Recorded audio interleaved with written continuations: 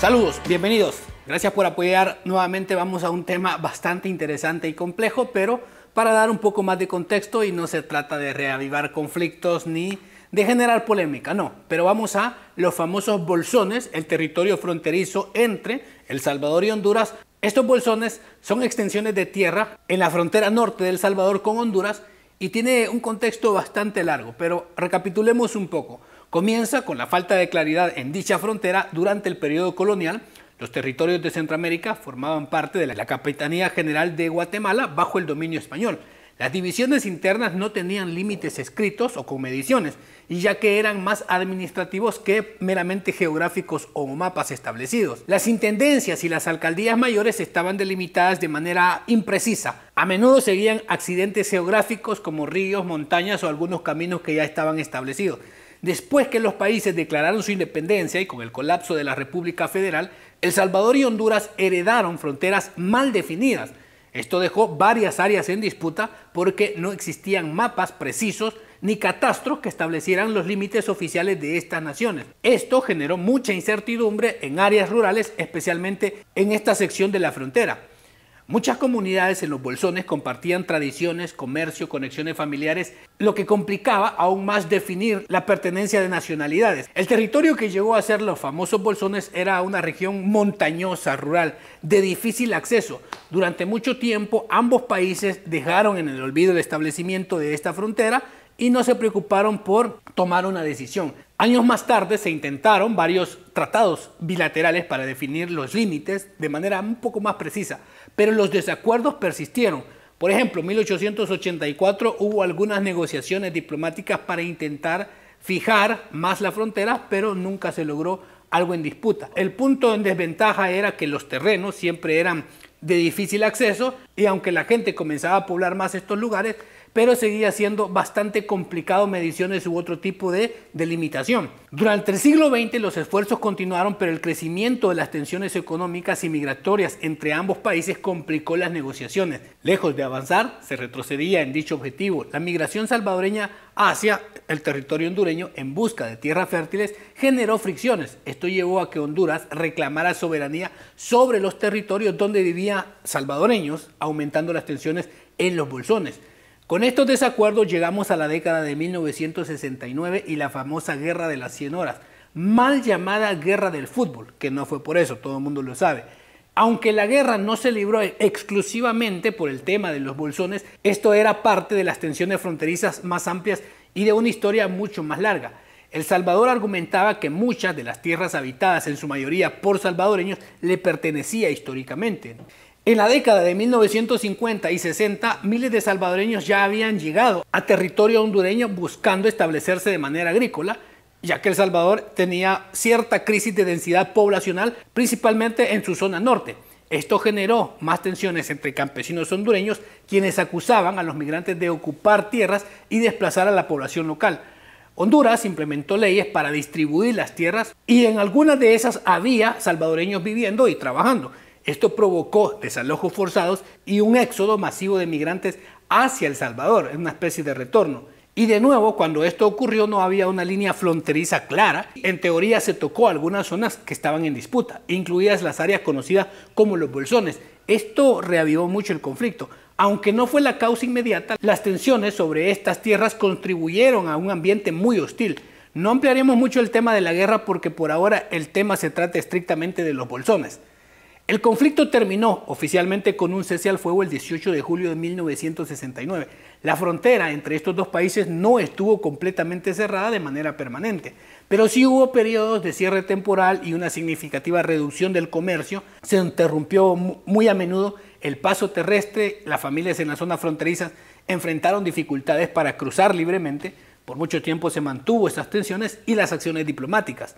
Y aunque esto permanecía, comenzada la década de 1980, El Salvador apuntó más a su conflicto civil interno, el problema que tenía con la guerrilla.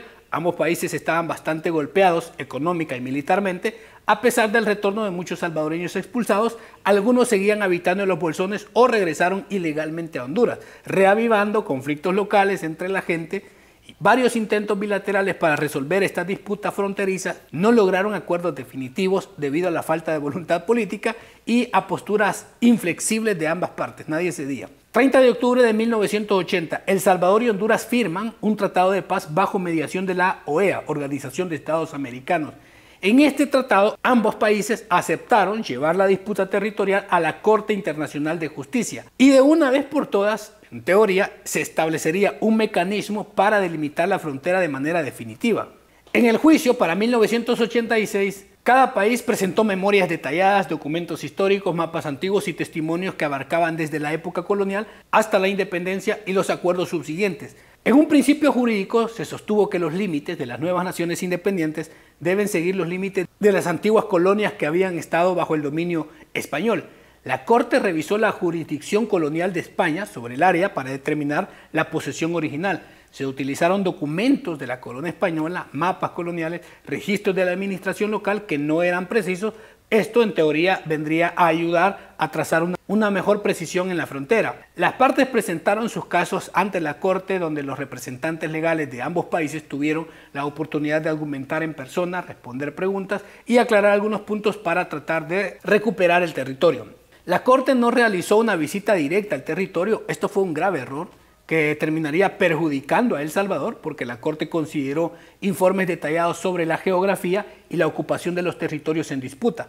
Así se postergó todo esto por varios años. El fallo final de la Corte llegó el 11 de septiembre de 1992. Después de 6 años de deliberar, Honduras obtuvo soberanía sobre 192 kilómetros cuadrados del territorio que estaba en disputa, distribuidos en 141 lugares, principalmente de los bolsones, es decir, la mayor parte.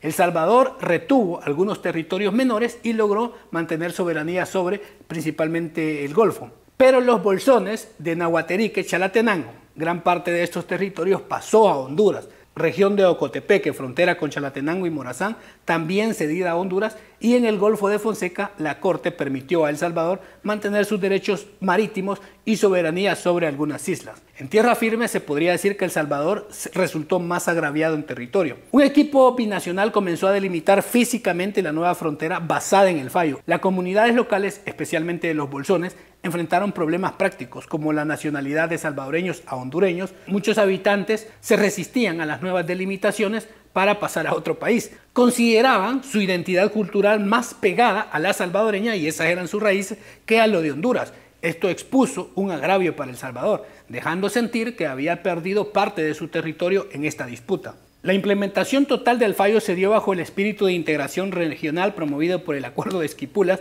que buscaba reducir las tensiones entre los países de Centroamérica. Aunque tensas, las relaciones entre ambos países mejoraron gradualmente después del fallo. El comercio terrestre, las conexiones diplomáticas, todo se volvió a reanudar. La pérdida de los bolsones sigue siendo un tema sensible en la memoria colectiva del país, asociado a la percepción de injusticia y abandono por parte del Estado. Porque la situación de vida de los habitantes de los ex bolsones ha sido muy compleja, más bien de mucha pobreza y necesidad en las últimas décadas. Las clínicas locales como las del Zancudo en Honduras enfrentan carencias de recursos y personales. Ante emergencias, los residentes suelen buscar atención médica para El Salvador porque los servicios son más accesibles y porque el Estado hondureño no ha invertido absolutamente nada en dicha zona. La falta de infraestructura educativa adecuada ha llevado a que los niños, los jóvenes, crucen la frontera para estudiar en El Salvador. Aunque esta gente tiene el derecho de doble nacionalidad, la falta de documentación adecuada ha complicado el reconocimiento del derecho de propiedad y acceso a servicios en ambos países. Han estado más en el limbo que en una seguridad jurídica. La mayoría siempre cruza la frontera hacia El Salvador, primero por sus raíces y porque busca oportunidades laborales, educativas y de salud. Y no es que sean las del primer mundo, pero son mucho mejores y más accesibles que en Honduras. No obstante, esta movilidad está limitada por la falta de documentaciones y regulaciones migratorias. En los últimos años se han realizado esfuerzos para mejorar la identificación de los habitantes de los ex-bolsones y garantizar sus derechos. Por ejemplo, en 2022 la Asamblea Legislativa de El Salvador avaló una reforma para facilitar la identificación de estas personas, buscando mejor su acceso a servicios y derechos básicos legalmente aquí en El Salvador. Pero para 2025, de parte de Honduras, no ha habido una inversión clara en las regiones de esto que pasó a ser su territorio y ha quedado completamente en el olvido, teniendo esta gente siempre una conexión más con El Salvador y también dependiendo mucho más de lo poco que pueden obtener de este otro lado de la frontera. Y bueno, eso ha sido el resumen histórico y un poco más de contexto sobre lo que fue el caso de los exbolsones de El Salvador. Ok, deje su comentario, qué es lo que sabía, cuál es su opinión. Insisto, no es para generar polémica, sino para dar un poquito más de retroalimentación histórica y conocer más sobre este tipo de temas. Muchas gracias a los que se conectan, a los que se suscriben a este canal y siempre están apoyando. Cuídense mucho, nos vemos, hasta luego. Chao.